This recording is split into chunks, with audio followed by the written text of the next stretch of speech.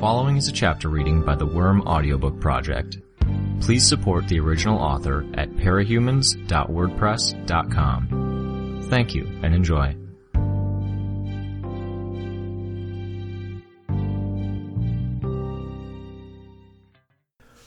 Wind stirred the snow that had piled up at the rooftop's edge. As it entered the space over the Chicago street, city lights caught the flurry and made it almost luminescent, whirling clouds in intense, intricate patterns. I was, in other words, bored beyond comprehension. Stakeouts? Not nearly as interesting as they were in movies. Not even as interesting as they were in the TV shows where nothing happened and the cops complained about how dull things were. No, this was a special kind of boring, where I was told to limit how much I moved because of the 0.5% chance that the targets in the building on the other side of the street might look out a window, and the ensuing 1 in 1,000 chance that they might actually be able to see me perched on the rooftop, surrounded by snow in my dark gray and white costume. A boring, even, where I wasn't allowed to read or listen to music. "Weaver," the voice came through my earbud. "Talk to me, please." Grace complied. "Police chief and the mayor are talking to Revel and the director. Thought you'd want an update." "You could give me minute-by-minute updates on golf, and I'd love you forever." "Hyperbole? That's not like you." "It's been a while," I muttered. I shifted position to bring my feet up onto my bug box. The case was insulated, but there was some heat loss, so it included a heater that turned on periodically to maintain a consistent internal temperature. At the same time, I was wearing a PRT issue winter weather costume beneath a double-thick silk Weaver costume, complete with a hood, shawl, and something of a skirt. It took time for my fingers and toes to get cold, so things more or less evened out with the heater. "Well, this is your 5-minute check-in. Again." I could hear the noise of a show or something on in the background. "Thank you, Grace. Situation unchanged. Target's grabbing a late dinner. There's 7 others working under him, nothing special in their chatter. There's plainclothes capes in there, but they're not using names." "You're sure they're capes?" He warned them when they stopped inside that he'd act the second they used powers, so yeah. "Gotcha. I'll be in touch in another 5 min." "These 5-minute check-ins make it so much worse," I groused. "It's like if it weren't for those, I could let time slip by. But no, I get measured reminders of how long I've been here." "This was your idea." "Dumb idea," I commented. "You were the one who wanted to do the stakeout even," she reminded me. "Kind of thought I'd get to read," I said. That, and it had been a way to finally get some time to myself. We had run it by the director, and I had known right off the bat that he was itching to shut me down. Orders from above, no doubt. A way to get credit with the guys upstairs. Still, I'd explained how my bugs would let me track the target's movements. Our boss had okayed the job with certain restrictions. The surveillance had to be airtight, with the check-ins, a mandate that any breaks had to fall between check-ins, and the restrictions on entertaining myself or drawing attention. At the same time, he'd said with a smile, the PRT rulebook said a ward couldn't be forced to undertake or carry out a mission. If I wanted to walk away, I could. If I got too cold, I had to. He wanted me to quit, to exercise a measure of control over me, so he'd have something to leverage against me at a later date. 6 hours in, I'd left for 3 bathroom breaks, each between 4.5 and 5 minutes in duration, and had relocated 3 times as our target went out to lunch and then returned to check in on the business. Wanton and Annex had both come to keep me company until the director had found something else for them to do.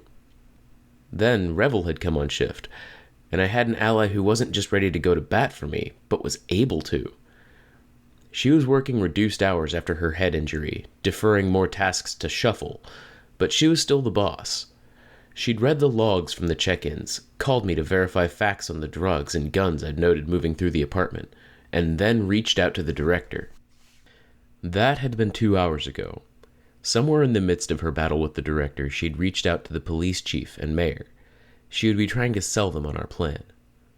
Or, it was easily possible, they were sold, and they were trying to get the ducks in a row and favors pulled to make our plan a reality. And with all the excitement that was no doubt happening over there, I was sitting here, a little cold, wishing I had saved a little something from the lunch I had packed into my plastic Alexandria lunchbox. The lunchbox was a memento, really, an impulse I'd justified in the moment by telling me it fit with my general camouflage, that it was ironic. I hadn't counted on how long I'd be left to stare at it, while my bugs tracked the target going about his day. It made for a long time spent ruminating on past events, debating just how the bureaucrats could sabotage me, intentionally or otherwise. For several dangerous minutes, I'd seriously considered going back to the Undersiders if this mission got derailed. I'd stopped myself before I got too far into that line of thinking, knowing it was a trap that would lead me to compromising, giving up in a way, playing into the director's hands. No, I wouldn't go back. I missed them. Scarcely an hour went by where I didn't wonder how they were getting by, but I wasn't allowed to contact them. I wanted to know how Imp had changed in response to Regent's passing, if Gru was getting enough support, or if Rachel was managing in the cold on the other side of the Brockton Bay portal. Was Tattletale using her power too much still? How was Sierra managing as a corporate magnate and the front man for a villainous organization? Hell, how was the boardwalk getting on? They were questions I couldn't ask or answer without raising red flags with the people who were watching me for the slightest excuse. I'd cheated and sent letters, written by my bugs, delivered to a mailbox while I was hundreds of feet away, and I'd received fan letters with coded messages from Tattletale. It wasn't enough. Didn't have the details I craved. 5-minute check-in, Grace said, interrupting my train of thought. Situation unchanged, I replied. Stuff's happening over here. Revel is right beside me. She'll fill you in. I perked up a little at that. Weaver, Revel here. I've talked it over with everyone that matters and too many people that don't, and they're saying it's okay. Tecton and the rest of the wards, minus Grace and Wanton, will be mobilizing shortly. We're good to go? Shortly. PRT trucks are already en route and they'll be standing by when they're not actively transporting your teammates. Campanile, Brazier, Shuffle, and Gauss will be a short distance away, but they won't engage unless this goes belly up. This is your show. You and the wards. Quite a few people hoping you guys can pull this off. A handful hoping you fail. Like the directors. Got it. Do me a favor and fill me in on everyone else's status and locations until they're within 1,200 feet of me. Coordination is going to be key here. Grace will handle it. Not 100% necessary, but it would keep me sane. I suspected the remaining minutes of waiting would be as bad as the first 3 hours had been. We're controlling traffic, Grace said. I could hear others speaking in the background. Flow through the area should slow and eventually stop. Good to know, I said. My eyes roved over the fence of the building opposite me, while my bugs tracked our quarry. Where do you want your team? Revel asked. My team? Keep them in the vehicles, I answered. I'll let them know where to set up when things are underway. I stood up from my perch, making sure that our target and his employees weren't watching out the windows before I stretched. I was alternately cool and toasty warm, where different body parts had been closer to the vent, and my costume layers thicker. Not cold, though, not so much that I'd be affected. Snow slid off the top of my hood as I bent down, lifting the insulated box with my bugs inside and setting it on the roof's edge. It was essentially a thermos, but as lightweight as the materials were in the case and the heating system, the bugs I had packed inside made it heavy. I worried it would be an issue in my plan. With roughly 8 hours by myself to think, I'd considered various ways this could go. Tactics our enemies could employ, things that could trip us up, ways our supervisors could derail the plan. But this 40-pound box was something that rested entirely on my shoulders. We're close to the perimeter, Tecton reported, his voice buzzing in my ear. I pressed a finger to my earbud. I'm going to get us started. Sound off from all corners, please. Roger from HQ, Gray said. Roger from the field team, Tecton said. Just reach perimeter. Sending Annex and Cuff your way. Golem and I will be working. I stepped over to the rooftop's edge. The streets had gone quiet. The unsteady evening traffic that had a way of continuing in the dead of night had stopped, leaving the area more or less isolated. I'd spent the better part of the day organizing bugs in the surrounding buildings, and I now moved them into position. Swarms formed large X marks on major exits, elevators, and stairwells. In higher traffic spots where people were more likely to move, I drew out words with the swarm. Cape fight in progress. I suspected this was a not insignificant part of how Revel had managed to get the police chief and the mayor on board with the plan, despite any protests or manipulations from the director. The chance of bystanders getting caught up in this was minimal. As minimal as it was possible to get in the midst of a larger city anyways. I activated my flight pack and crossed the street, simultaneously making my way down to the ground. Not so hard with the extra weight that made up my burden.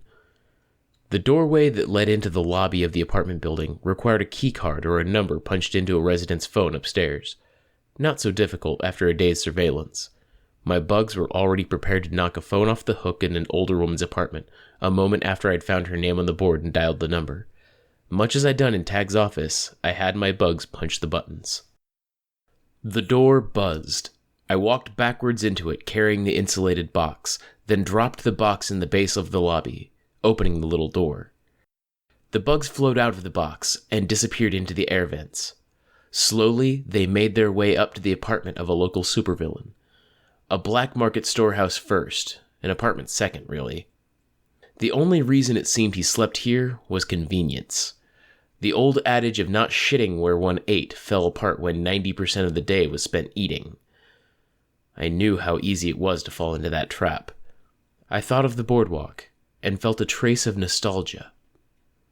The apartment was one of many detours in an extended distribution chain that saw guns and drugs making their way to the Folk, one of the rare criminal organizations that predated Capes and still functioned in more or less the same fashion today. Topsy and his underlings were guarantors, middlemen who made it possible for diehard enemies to do business. If a fight erupted, he and his minions would deal with the situation quickly, promptly, and efficiently. It was a simple job, and it was one he'd done for nearly a decade. In the process, he'd apparently grown exceedingly rich, and he'd recently started to become more ambitious. Campanile and Shuffle had interfered with a deal, and Topsy had hired some mercenaries to seek out retaliation. If the escalation of the situation wasn't bad enough, the mercenaries had crossed lines, and Topsy had been relocated to the hero's shit list as a consequence. He was an acceptable target. The only thing that would make Campanile and Shuffle happier than us fucking up and giving them an excuse to step in would be a perfectly executed operation and a humiliating loss for Topsy. I'd do my best to oblige on that front. Finding the way through the building's ventilation system was a question of mapping the system. Once I knew the way, the bugs abandoned the map and made their way into the apartment. I could have gone on the offensive right away, but this wasn't a conventional attack. Every step of this had to be considered, measured, and plotted. Minutes passed as I followed Topsy's movements through the apartment. One by one, I collected his underlings' phones as they put them down. A girl in the group said that she needed to make a call, couldn't find her phone, and borrowed one from someone else. The second she put it down and turned her back, cockroaches swept it into the space between the table and the wall, and then proceeded to nudge it well out of reach beneath furniture. Topsy's phone was the only one left, and he wouldn't put it down long enough for me to claim it.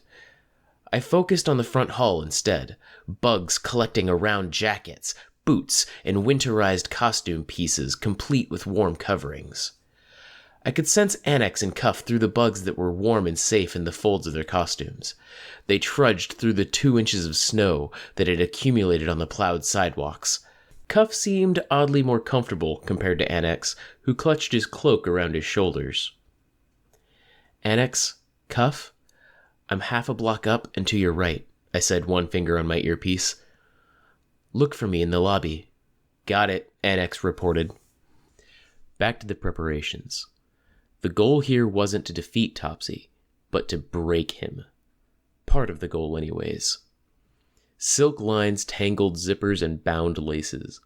Gloves, both the ones for costumes and the ones for regular winter wear, were knotted with more silk, or they became home to wasps, cockroaches, and millipedes. Bugs too large or too small to be crushed found their way into boots. Cockroaches bit and chewed at the finer straps that held the inner lining of jackets against the exterior.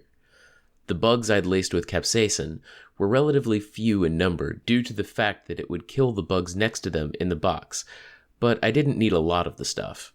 I transferred some to scarves and balaclavas by rubbing their bodies against the fabrics.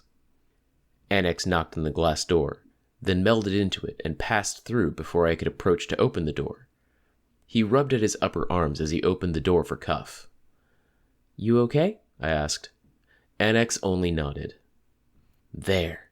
I snapped my head up to look in the direction of the upstairs apartment, as though I could see through the walls. Topsy had put his phone down on the kitchen counter to grab a beer, setting the thing to speaker mode while he looked for a bottle opener. Bugs from the front hallway of the apartment flowed into the kitchen and swept the phone into the half-full sink. Topsy didn't notice right away. "Creepy when you do that," Cuff said.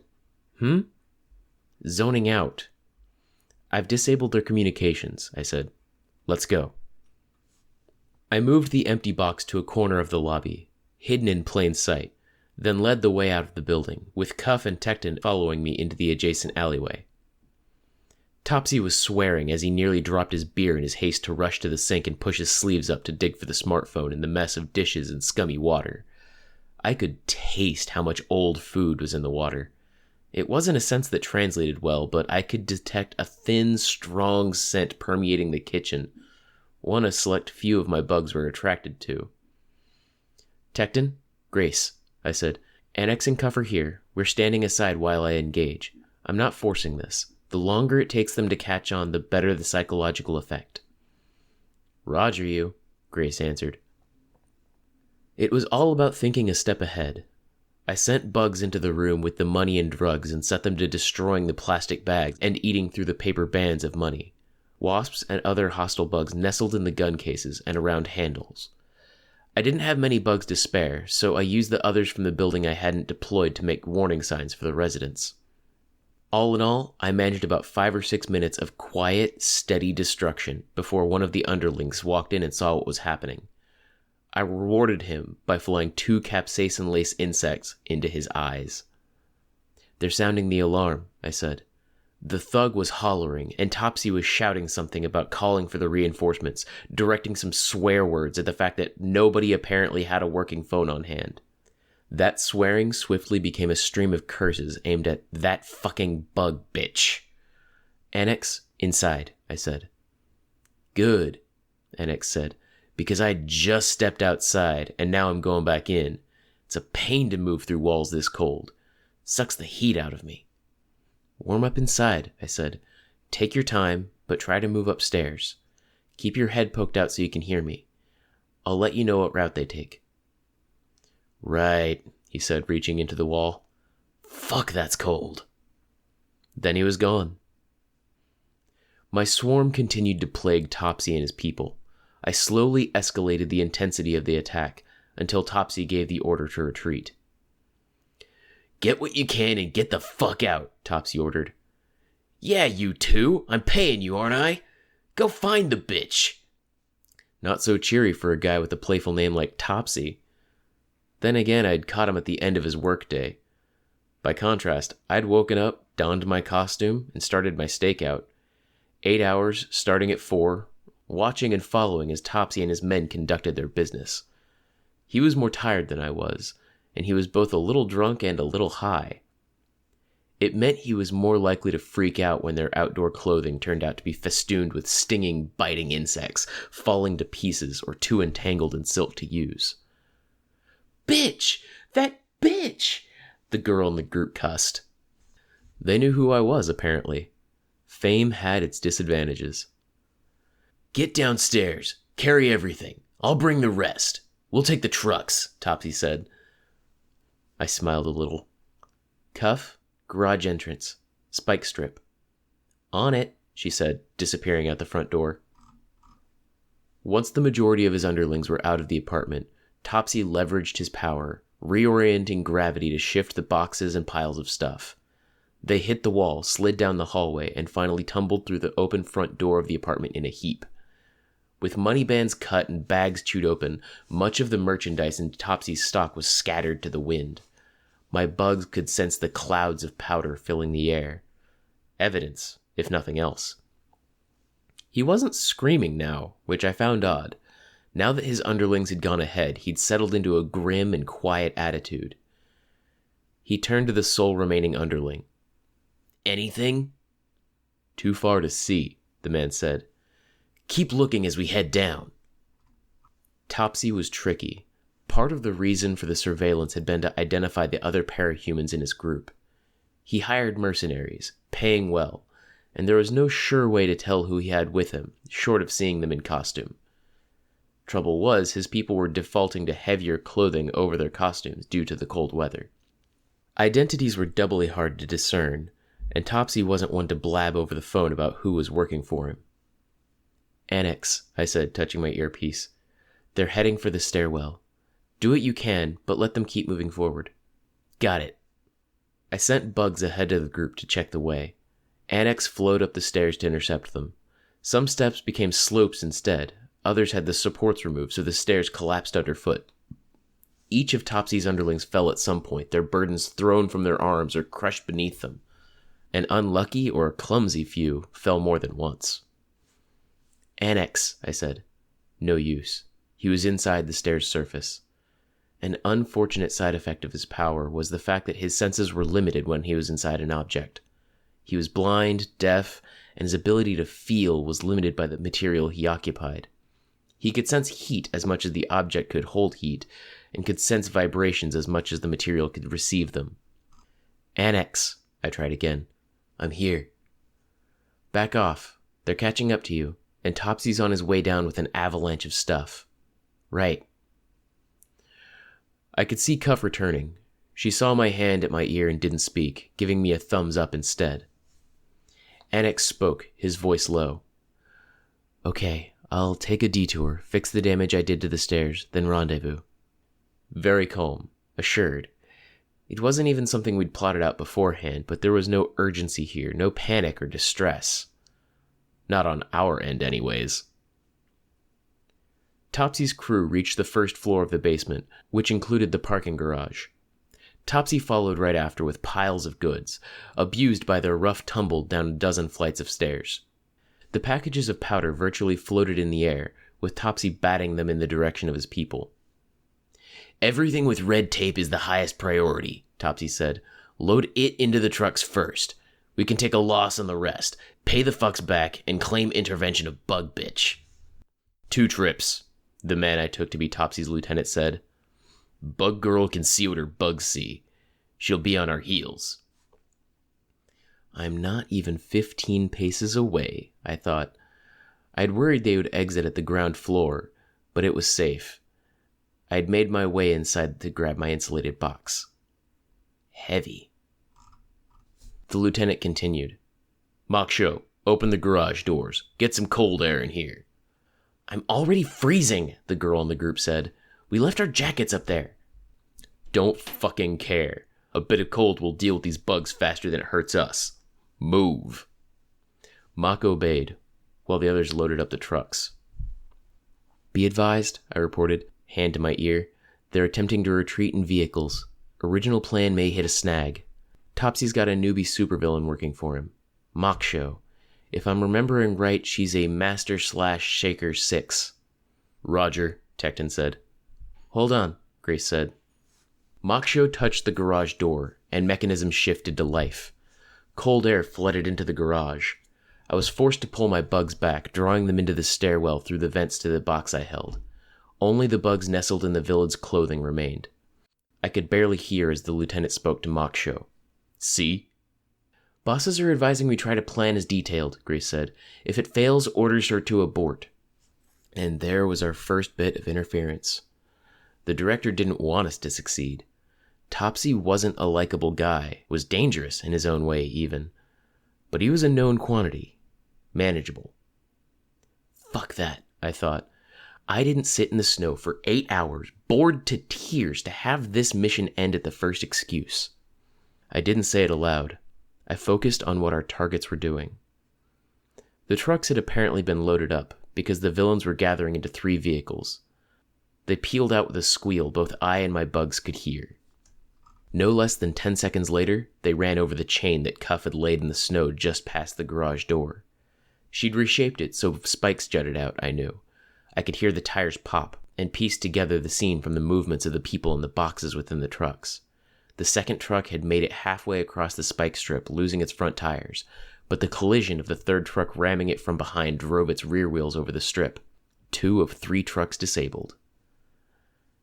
I stayed where I was, letting the last of my bugs finish gathering in the insulated box, then carried it outside to Cuff.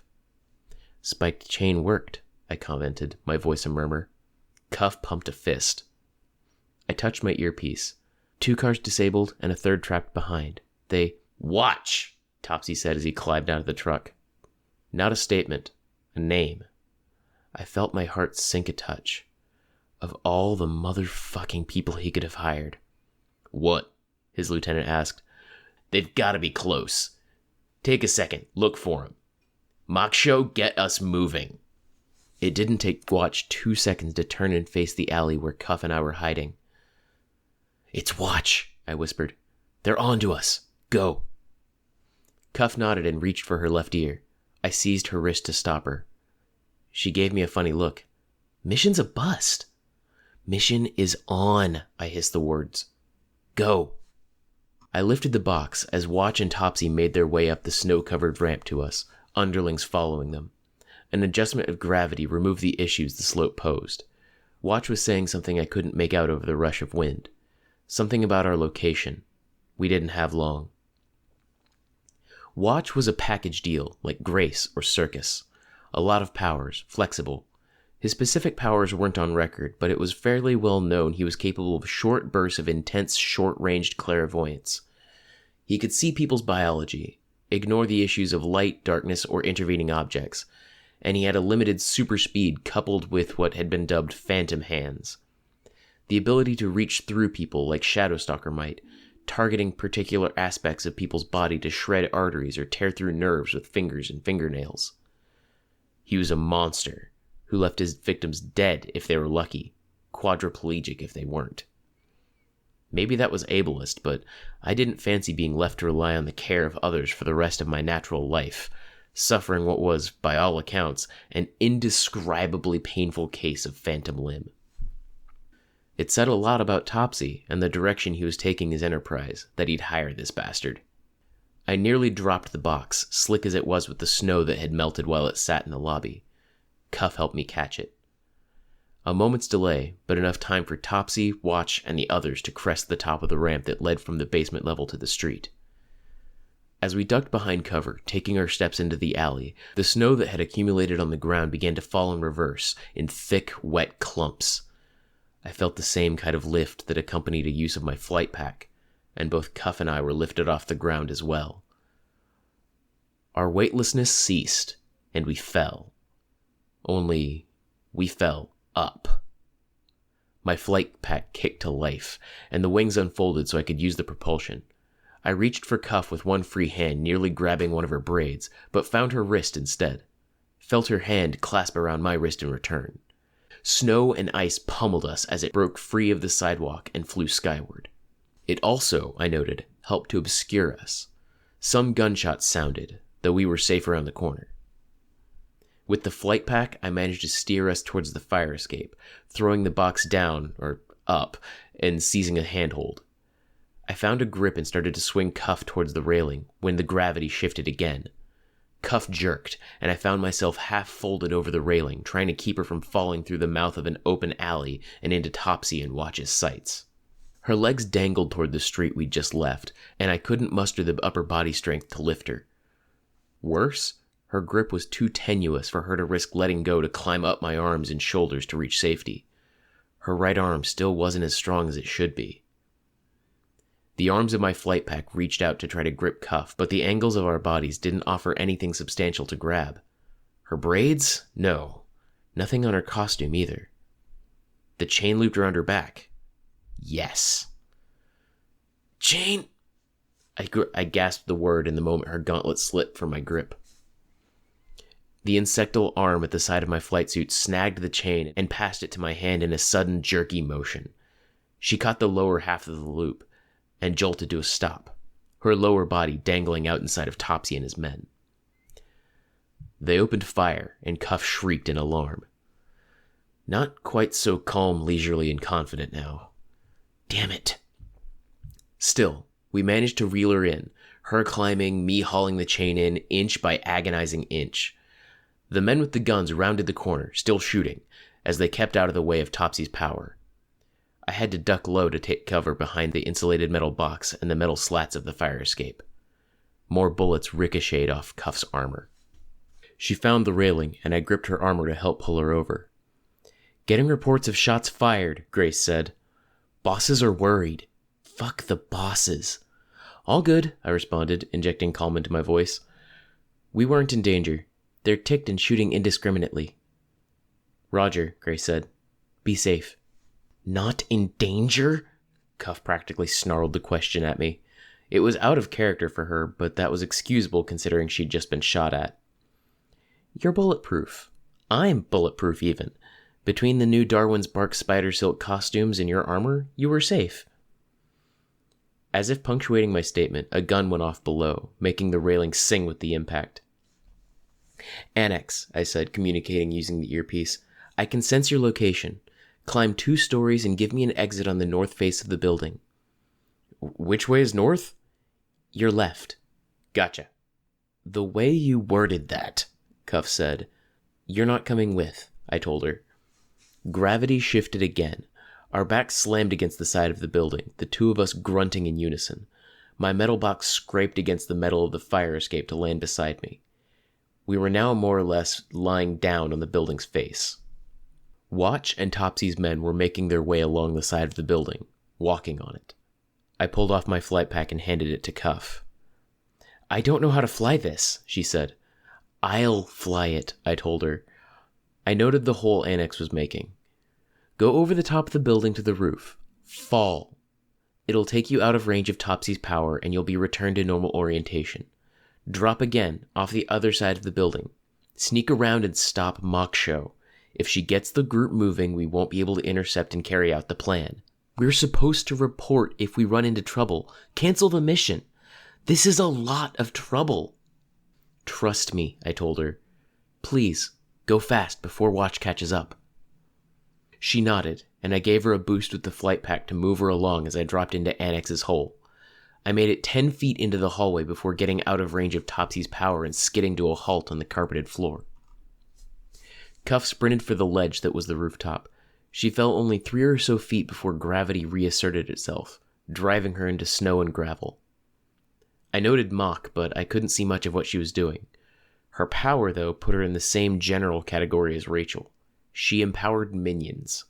They even fit into the same general weight class as Rachel's dogs. The difference, though, was that they were inanimate. Loose, telekinetically animated servants, typically with the size, clout, and general strategy of a grown rhino. Charge things, hit them hard, repeat. I had no doubt that she'd be working on the truck. Maybe multiple trucks. Bugs were still inside the vehicles, and I could sense things shifting and lurching as she reconfigured it into a more or less mobile form. Watch was suffering with both the winter weather and his lack of proper footwear. He was fast, but the terrain was slowing him. Ice and snow had been thrown against the side of the building by Topsy's power, and every other step threatened to send Watch tumbling. His super speed wouldn't help him much when he had to plot his movements like this, but it still made him incredibly dangerous if he did get one of us in reach. He crested the top of the building as Cuff reached the other side of the roof and jumped down. Propulsion and anti-gravity together weren't enough to slow her fall. A miscalculation. She was too heavy with her armor. I promised myself I'd owe her one and slowed her the only way I could. I used the flight pack to push her against the side of the building, using friction and drag to slow the fall. She hit the alley on the far side of the building at a speed that was probably too fast to be comfortable, but not so fast she was gravely hurt. I used the propulsion in the flight pack's wings to help speed her along as she stumbled, jogged, then sprinted towards the front of the apartment building. Cuff rounded the corner just as Mock Show led her quadruped truck minion outside. I folded the wings in just as she made contact. Cuff could use her short-range metallokinesis to manipulate her armor, effectively granting herself increased strength. She could, it seemed, also use it to impact the metal she was hitting. She wasn't moving that fast, but everything my limited senses could tell me suggested she delivered a hit like a freight train striking a car that had stalled on the tracks. "No! Fuck no! Fuck! Damn!" Mock Show shouted. Cuff threw out a chain with an audible clatter, then caught the end, moving like she was winding it around the villain. She reconsidered as Topsy and his minions reacted to the noise of the collision and came after her. She was nearly at the far end of the street when Topsy used his power. He reoriented gravity, and she veered to one side, striking the wall beside the alleyway rather than disappearing inside. The tilt continued, and she turned away, moving with the tilt. He leveraged his power further, only this time it was his namesake topsy-turvy up-is-down variant. It was his most offensive power. The ability to hurl large number of people or objects into the city's skyline, then revoke his power to let them fall. Cuff, to her credit, was ready. I could sense her catching a hold of the building's face, using the cover of the rising snow around her to climb up and disappear into the alley. "Status, Weaver?" Grace's voice came over the channel. "All kosher," I replied, managing to sound calm. I walked to the far end of the hall and turned a corner until I stood by a window with a view of the villains. "Waiting to see which way they go, so sit tight, Golem and Tecton." "Fuck!" Topsy was saying as he approached the wreckage. Mock Show was using her power to animate the chain and help herself out of it. "What the hell was that?" Mock Show asked. "Wards. It's a trap," Watch said. He'd made his way back down the side of the building where Topsy's power had oriented gravity at a right angle. He was calm as he spoke. "They shut down this area, and they're making strikes to disable us. Even the fact that Show doesn't have and I'm wearing sneakers instead of boots. They wanted that. They wanted us unprepared, angry, even cold." "I'm paying you to get me out of this kind of situation," Topsy said. "Do your job. How do we handle this?" "They want us pissed enough to fight," Watch said. "Don't. Also, yeah, Bug Bitch tagged us. Here." He reached for Mock Show, and she slapped his hand away. He caught her wrist, simultaneously capturing her arm and blocking the path of the cockroach I'd hidden in between her sweatshirt and her jacket. He plucked it out. "Ew, ew, ew!" With a systematic, accurate, and patient series of movements, Watch began catching and killing every single one of my bugs. Slowly but surely, I was being rendered blind and deaf. It would make tracking a great deal harder. "Cuff," I communicated over the earbud. "Let me have the flight pack." Dutifully, she unhitched the harness and let me pilot the thing back in my general direction. Annex and I made our way outdoors, back to the fire escape, as Watch killed the last bugs. "Ew, ew, ew!" Mock Show moaned with each bug that was revealed. "Think we should fight?" Topsy asked. "Kids. Money. My rep." "Could fight," Watch said. "Third plan. Let me kill these last few, then I'll..." Over the ensuing 4 or 5 seconds, he killed the bugs I'd planted on him, despite my best effort to retreat them to inconvenient and inaccessible areas. My flight pack returned to me, and I strapped it on, before flying to the roof for a better vantage point. "Going to be hard to track," I reported. I could see them running. Watch killed my tracking bugs. They're heading north, along Addison, roughly 400 feet away from my location. It was Revel's voice, not Grace's, that came over the channel. "Watch?"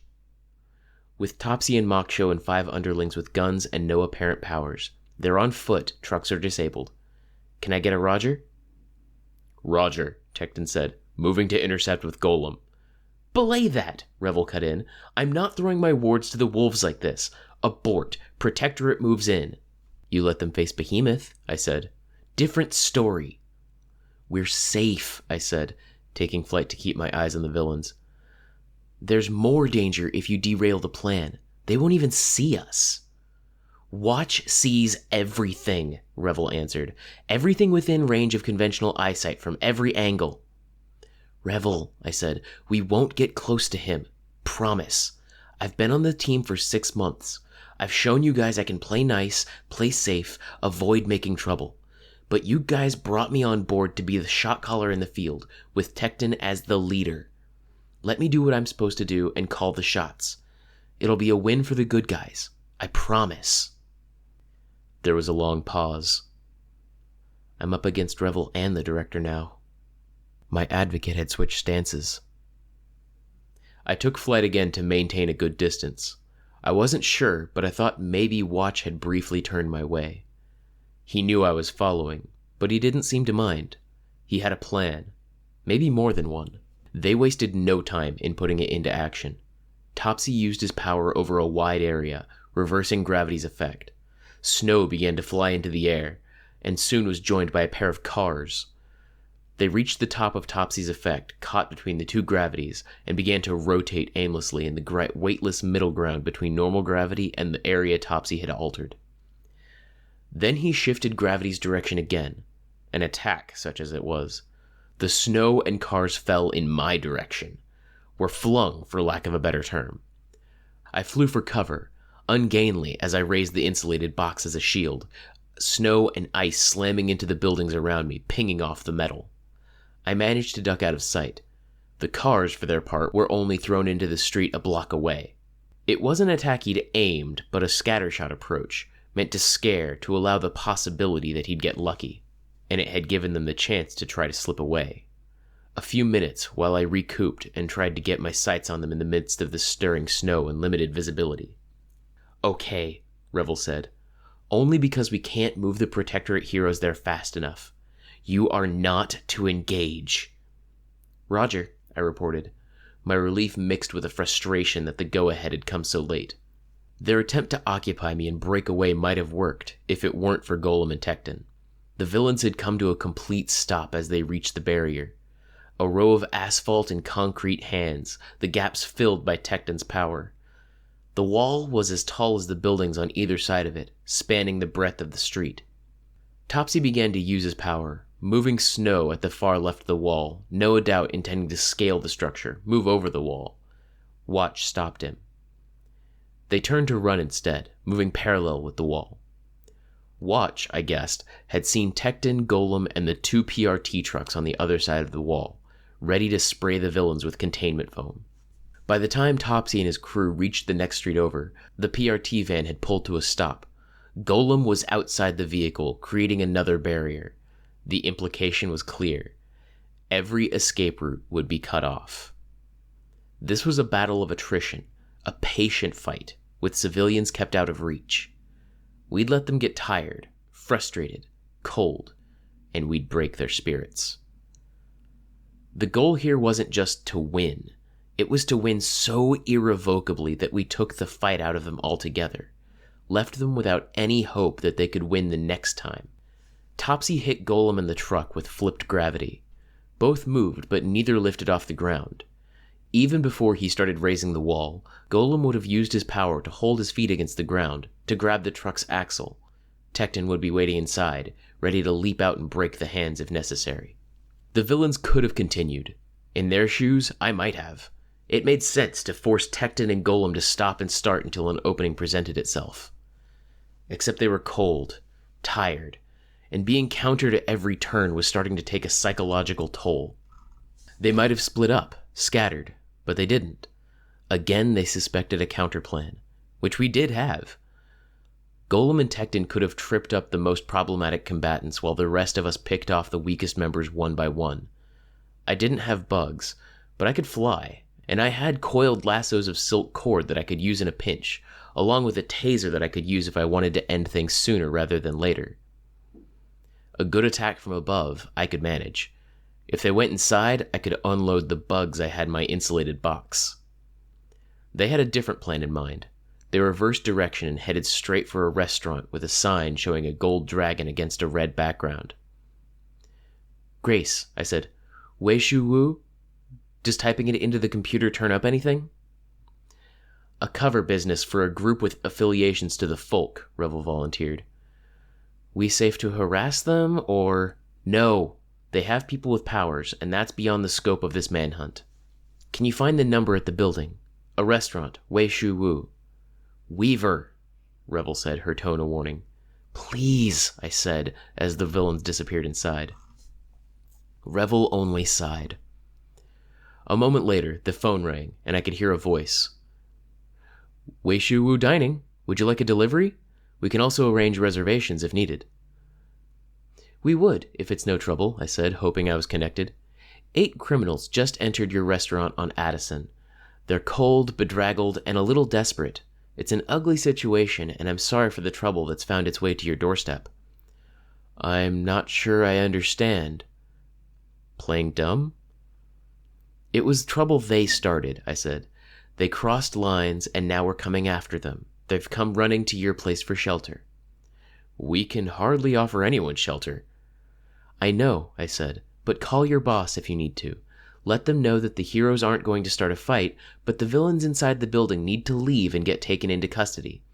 If this goes any further, we're not going to press you, but it's going to draw attention. People will wonder why the bad guys are hiding there." "Weaver," it was a man's voice this time, over the comms, "you don't have the authority to make promises or offers." "We can't make them leave," the man from the restaurant said, his voice a whisper. "We don't have the ability to make threats." "Because you're hapless restaurant owners, or because your gang doesn't have the clout there to go head-to-head with Topsy?" "Don't hang up the phone," I said. "Use your cell phones. Talk to anyone you can think of that might help. Bosses, franchise owners, whoever. Fill them in. Let them know that the guests in your store include men called Topsy and Watch. If they ask who I am, you tell them I'm a superhero called Weaver." "From the video?" "From the video," I said. His tone changed as if he shifted mental gears at that. He sounded vaguely plaintive. "You're talking as if my boss is an important man, but—" "You're just a restaurant employee," I said. "I understand. Call whoever. We'll figure this out together." There was a muffled sound, as if he was covering the phone's mouthpiece with his hand. "You're talking as if you're on the same side," the man said. The director, I was pretty sure. "Weaver," Revel chimed in, sounding annoyed. "Mute me so he doesn't hear?" I asked. "Already done," Revel said. "This isn't the way we should do this." I bit my lip. I wanted to retort, to argue, but I knew there were too many listening ears. "This is exactly what we should be doing." "They're people," I said. "They're bad guys maybe, but they're all people. Topsy and Watch and Moksha want the same things we do. To be safe, warm, dry, and well-rested, and we're taking that away from them.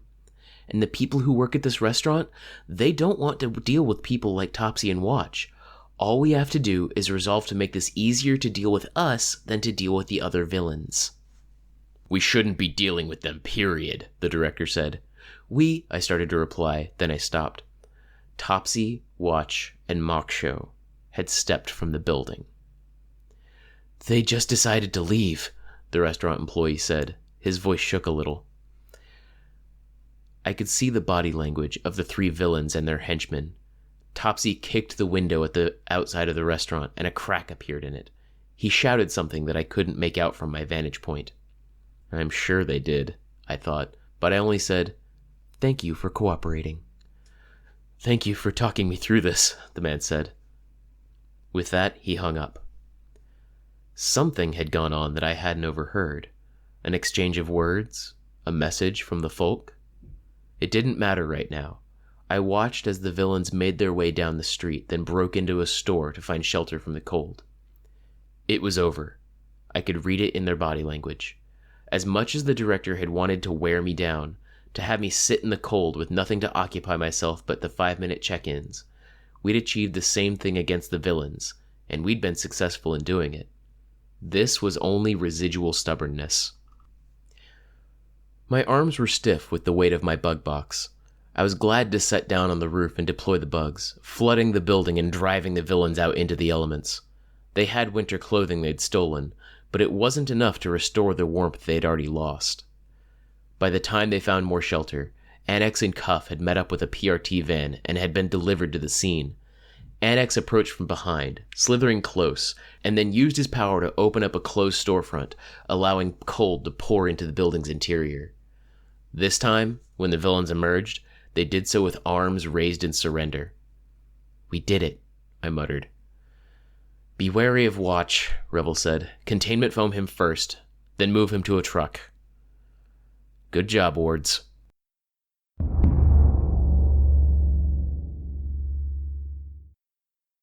I watched Mock Show on the monitors.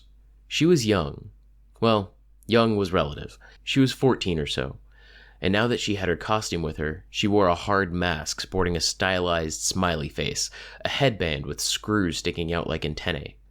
She'd lost the outdoor clothing and had donned her mask, as if it were a shield between her and us. I glanced over at our superiors. Revel was in a discussion with the director, the mayor, and the police chief. Mockshow's eyes widened as she saw the bugs filtering into the interrogation room. The tables and chairs had been removed to deny her anything solid enough to use her power on, so she had nothing to hide behind as they began forming into a mass. "Oh, hell no," she said as she backed into a corner. "No, no, no, no."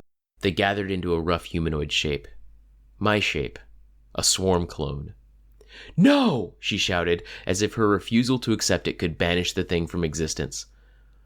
"Let's chat," I communicated through the swarm. "Off the record." "Screw you! Driving me out into the cold, fucking with us without a fair fight? Go die in a fire!" "I've been in a lot of fights," I commented. "Rare to have one that's actually fair. Most are pretty brutally one-sided." "Do you not hear me? Screw yourself!" The swarm advanced a little, and she shrunk back. "Paradigm is changing, Mock Show. I want to make that clear so you know what people are talking about when they offer you deals. People aren't going to be inclined to play nice." "Nice?" "The 3-strike rule, cowboys and Indians, counting coup." "You're cracked. The fuck are you talking about?" "It doesn't matter. Things are shifting. People are relaxing when they shouldn't be, because Behemoth died, and pat yourself on the back more, why don't you? I saw that video." Everyone did, I thought. I couldn't let her get me off topic. "I'm going to tell you what I would have wanted to hear if I found myself in your shoes at this point in time." "Oh, so generous." "There's 2 groups of people. There's the people who are preparing for the end of the world, who are on pins and needles waiting to see just what hits us next, how the dynamic's going to change. I'm in that group, understand? In my book, in our book, anyone who isn't keeping the peace and isn't helping doesn't deserve any mercy. They're detriments. You're dangerously close to falling into that category." "Whatever." "And the other group? They're the people who've finally found a glimmer of hope, and they're relaxing, thinking maybe we can take out the remaining Endbringers. Maybe the world can go back to normal." She snorted. "Yeah, exactly," I said. I glanced at the others. The director wasn't participating in the conversation anymore. He was staring at a monitor, but his reaction didn't suggest he was watching me interact with Mock. Either way, I had to wrap it up. But those guys, they aren't on your side either. Once upon a time, they'd be the same people who'd push for people like you to go free, because maybe you'd help somewhere down the road. Now, they have no reason to give you that slack. You've got no help here, and I think you'll be surprised at how hard they come after you." "I didn't do shit. I've barely had my powers a month." "You signed up with Topsy, with Watch. This is as much about them as it is about you. Making Topsy uncomfortable, denying him a resource they just acquired. Stripping away his conveniences, leaving him wondering if you'll play out." "Fuck that. I'm good. Not saying a word." "Probably," I said, "but take it from someone who's been there. You don't want to go down this road. The heroes will come after you hard. The villains will never trust you. Honestly, I don't care if you stay a villain or become a hero, but it's not worth it to be a villain and stick with guys like Topsy. The gains just aren't worth what it costs you. I turn traitor and walk away, I'm fucked. Join the wards, I suggested. I experienced a momentary flashback to my first night out in costume, talking to Armsmaster. Holy shit, have I become him? Pursuing my agenda, offering the options I know she won't take, steering her towards my self-serving goal? It chilled me, bothered me far, far more than Moksho's snort of derision. Or go be a scumbag, but be a scumbag who helps save the world, I said. She rolled her eyes. Us or them, Moksho, I told her. Saving the world or getting in the way. If you're helping, we pull our punches. The charges don't stick. Whatever. You get in the way, well, every night can be like tonight was. She scowled. That's all? Fucking rich. You're just pushing me to go join your old team. I'm suggesting that you consider your options. Pay fucking attention to where you're going. I wish I had. That's all. If you want to contact me, that door will be left open. I'll pull strings to make sure of it. I gotcha, she said. Her shoulders slumped a little, as if in defeat. She glanced up at me, and I could see a glimmer of vulnerability in her expression. Weaver? What? Can I ask you something personal? Yes, of course. She opened her mouth, then closed it. She stuck her hands in her pockets, then glanced at the windows, which were partially obscured with half-closed blinds. Finally, she spoke. Would you please go fuck yourself? Upside down and backwards? I sighed, dissipating the swarm. I felt my hair stand on end as the director approached. I'd always felt a little caught off guard by him. He looked more like a classic politician than the generals and soldiers I was used to associating with the PRT, with dimples, styled sandy hair, and a tidy suit. His demeanor, body language, everything, it was warm. That warmth didn't reach his eyes. Not when he looked at me. Especially not right now. He'd seen the swarm clone in the interrogation room. I knew it. For long seconds, we stared at each other. I thought he would say something, but he didn't. Thanks, I said, for playing ball. I didn't. You could have made that harder. Making it harder would have done more harm than good, he said. I've still got 2 teams to run, a specialized police force to organize. Yeah, I said. Moksho, was she receptive? I shook my head, but I said, maybe something will sink in. Teenagers have a way of being bullheaded, the director said. Villains, too. Teenage villains? Well.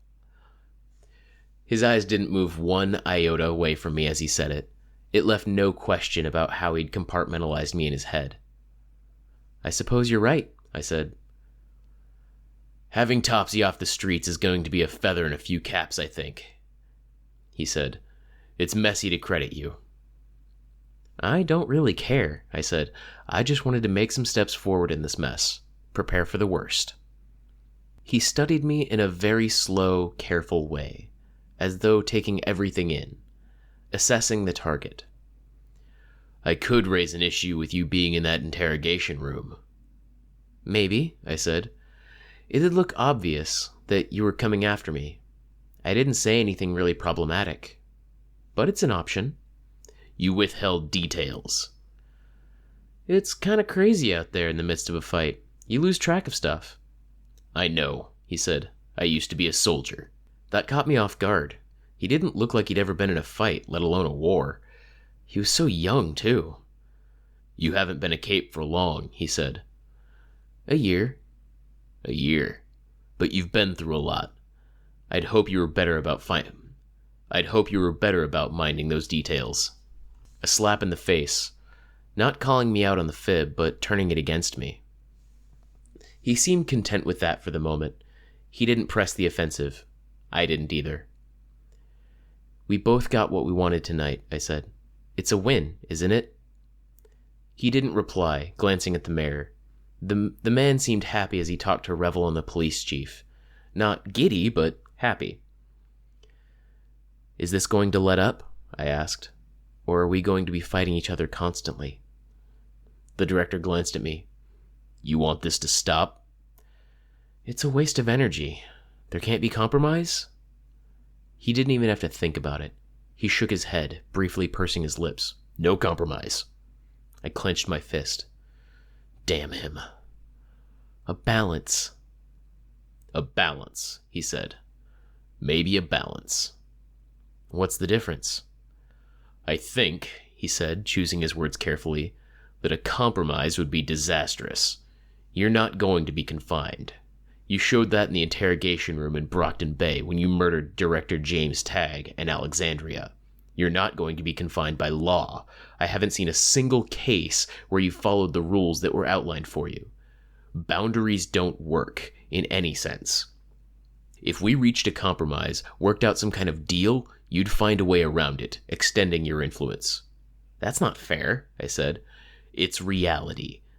It's a horrible waste of energy, a tragedy, really, but I'm forced to dedicate time to reining you in, controlling you, keeping you in check. If that results in nights like tonight, we have a balance. Hardly a compromise, but we'll manage. I suppose we'll have to, I said. I'd tell you to avoid leaking the fact that you played a major role in tonight's events, but we both know you wouldn't listen, he said. I'd threaten punishment, but you'd do what you wanted, and even enjoy it, feeling vindicated. So we'll go another route. If you don't play ball and let us share this narrative the way we need to, I punish the other Chicago wards.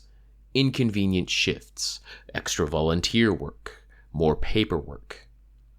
I told you, taking credit isn't a concern for me. I've got other priorities. Good, he said. He flashed me a smile, white-capped teeth. Good. Then this is ideal. We may not have a compromise, but a consensus? It'll do. It'll do, I said. Just do me a favor. Try not to murder me like you did the other 3 directors, he winked. It was a jibe, a verbal thrust, delivered with humor and offhandedness. But it struck home, stirred ugly feelings. He turned to rejoin the others. The mayor looked at me, and Revel waved me over. I knew the director wouldn't want me to, so I walked over with confidence, my head held high. 8 hours? The mayor asked. Sitting in the cold? Yes. Is that even legal? The director stepped in. It wasn't on the clock. For all intents and purposes, she wanted to take the day off, have some time by herself. We had the tracking device monitored by GPS, so we knew she wasn't going anywhere she shouldn't. Being the workaholic she is, she wanted to get intel while she had her alone time. I didn't argue the point. He wasn't wrong. That was how it was going down in the paperwork. Part of the deal we'd arranged to get this off the ground. The mayor smiled. Well, good to see our most controversial member is doing her part. You should smile more. Can we get a smile out of you? I smiled a little. Better, better. You do bide your time, then make a big splash, don't you, Miss Weaver? He was managing to sound a little condescending, which was at odds with the events he was alluding to. How did one make me sound so diminutive when making vague reference to the death of an Endbringer, to the murder of Alexandria, and the takeover of a city? I didn't mention it. I had my pride, but it wasn't something worth fighting over. I wanted to pick my battles, and any moment now. Hopefully we'll see more of the same from you in the future, the mayor said. The director started to speak, deflecting, but I cut in. Actually, eyes fell on me. Picking my battles. If the director wanted this to be a war, if he thought I needed to be tempered by an opposing force, then I was game.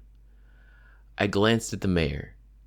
Tecton went over it with me. We've got more plans like we had for tonight, if you guys are willing. Willing? I can't imagine why not, the mayor said. He smiled at Director Harthrow, who smiled back. The moment the mayor wasn't looking, the director shot me a glance, a dangerous, warning look. I told you, I thought. My priorities are elsewhere. How soon? The police chief asked. Her stare was hard, judgmental, but there was curiosity in her tone. The sooner the better, I said, before they catch on about what we're doing and adjust. I think I know where a few possible major players are situated. I've spent the past few months looking for them. I've gathered intel in my spare time, on my morning runs and patrols, just like Director Harthrow was saying. I'm a bit of a workaholic.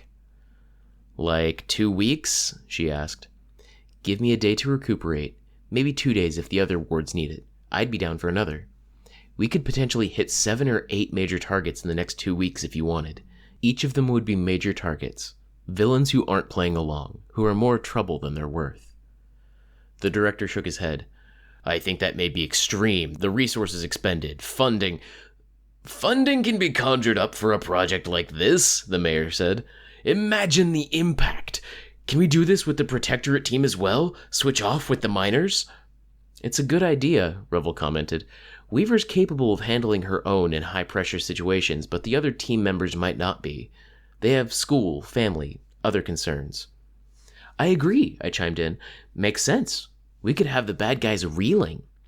We can't set our hopes too high, the director warned. He gave me another dirty look. The mayor chuckled. No, of course not. But the impact, and to do it with so little risk. They barely interacted with the villains by all accounts. It would be insane to pass up the opportunity. Insane, Revel said, her tone flat. I couldn't read her feelings on this. I hoped I hadn't provoked her as much as I had the director. If you're willing to allow me to suggest some targets, the police chief said, I think I could adjust shifts, ensure we have enough squad members to limit or stop traffic inside potential sites of conflict. It was consent, in the form of a negotiation. The mayor and police chief were interested. Revel was probably on board. The director would be forced to play along.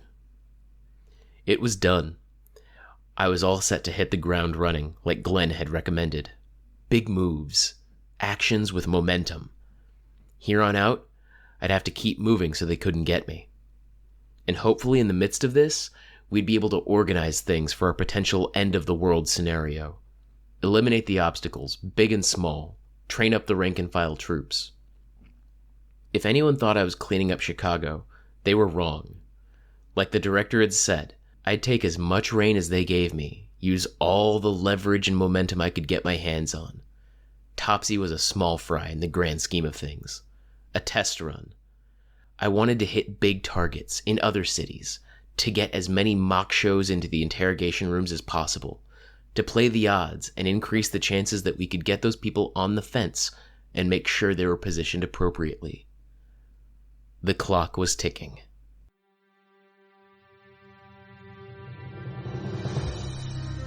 Hi, this is Rob Doss. You just finished listening to a chapter from Arc 25, Scarab, from the web serial Worm by J.C. McCrae. This production is brought to you by the Worm Audiobook Project. If you'd like to know more about us or to volunteer your own services, please check us out at audioworm.rein-online.org. You can download or listen to every chapter directly from our site, or you can find us on iTunes or any podcast app under Worm Audiobook. Thank you for listening.